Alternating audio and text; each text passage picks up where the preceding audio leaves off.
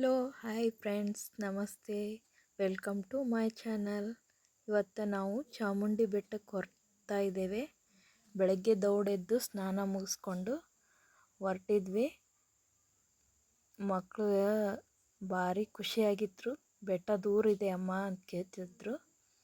ಹಾಗೆ ಗಾಡಿ ಒಳಗೆ ಟ್ರಾವೆಲಿಂಗ್ ಮಾಡ್ತಾಯಿದ್ವಿ. ನಮ್ಮ ಅಣ್ಣನ ಮಗಳು ಅಷ್ಟೇ, ತುಂಬ ಚೆನ್ನಾಗಿದೆ ಅತ್ತೆ ಇದು ಅಂತ ಇದ್ಲು.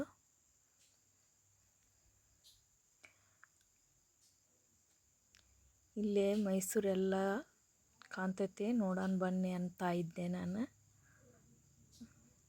ಎಲ್ಲೆತ್ತೆ ಅದು ಅಂತ ಕೇಳ್ತಾ ಇದ್ಲು ಚಿಕ್ಕವಳವಳು. ಹಾಗೆ ಮುಂದೆ ಬಂದು ಇಲ್ಲಿ ಕಾಣ್ತಾ ಇದೆ ನೋಡೋನ್ನೇ. ತುಂಬ ಖುಷಿಯಾಗಿತ್ತು ಅವ್ರಿಗೆ.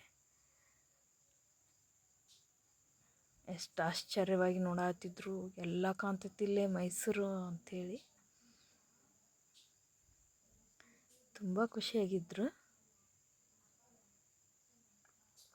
ಇನ್ನೂ ದೂರ ಇದೆ ಅಂತ ಕೇಳ್ತಾ ಇದ್ರು. ಇಲ್ಲ, ಇವಾಗ ಬರುತ್ತೆ, ಇಲ್ಲೇ ನೋಡ್ತಾ ಬರ್ರಿ ಅಂತ ಹೇಳ್ತಾ ಇದ್ದೆ.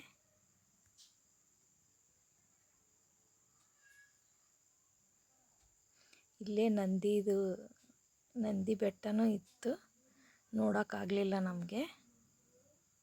ಫಸ್ಟಿಗೆ ಚಾಮುಂಡಿ ದರ್ಶನ ತೊಗೋಬೇಕಂಥೇಳಿ ಸೀದಾ ಚಾಮುಂಡಿ ಬೆಟ್ಟಕ್ಕೆ ಹೋದ್ವಿ.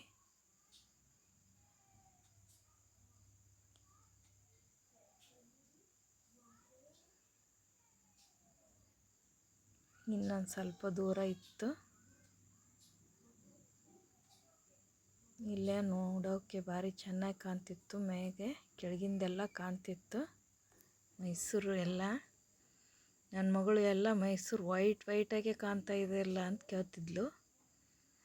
ಹೌದಮ್ಮ, ಎಲ್ಲ ವೈಟ್ ಪೇಂಟನ್ನು ಹಚ್ಬಿಟ್ಟಾರ ಅಂಥೇಳಿ ನಮ್ಮ ಅಣ್ಣನ ಹೆಂಡ್ತಿ ಹೇಳ್ತಾ ಇದ್ಲು.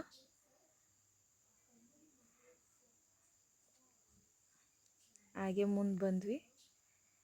ಕಾರ್ ಪಾರ್ಕಿಂಗ್ ಎಲ್ಲಿದೆ ಅಂಥೇಳಿ ನೋಡ್ಕೊತ ಹೊರಟಿದ್ವಿ. ಇಲ್ಲೇ ಎಲ್ಲ ಮೈಸೂರು ಪೂರ್ತಿ ಕಾಣತ್ತಿತ್ತು.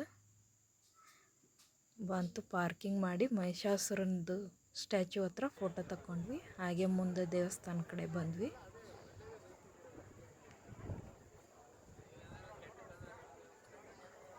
ಚಾಮುಂಡಿ ದೇವಸ್ಥಾನ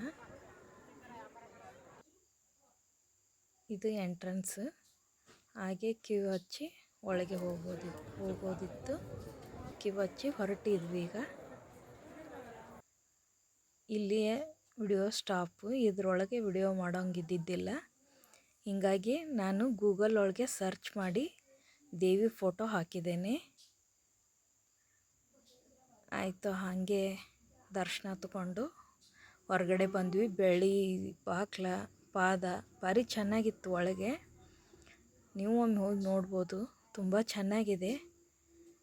ಹಾಗೆ ದರ್ಶನ ತೊಗೊಂಡು ಹೊರಗೆ ಬಂದ್ವಿ. ಅಲ್ಲೇ ವ್ಯೂ ಪಾಯಿಂಟ್ ಐತಿ, ನೋಡ್ತೀರಾ ಅಂದ ಅಣ್ಣ. ಅದಕ್ಕೆ ಅದನ್ನು ನೋಡಿದ್ವಿ. ಅಲ್ಲಿ ನಿಂತ್ಕೊಂಡು ಇಡೀ ಮೈಸೂರ ಕಾಣ್ತಿತ್ತು. ಚೆನ್ನಾಗಿದೆ, ನೀವು ಹೋಗಿ ಬನ್ನಿ. Thank you.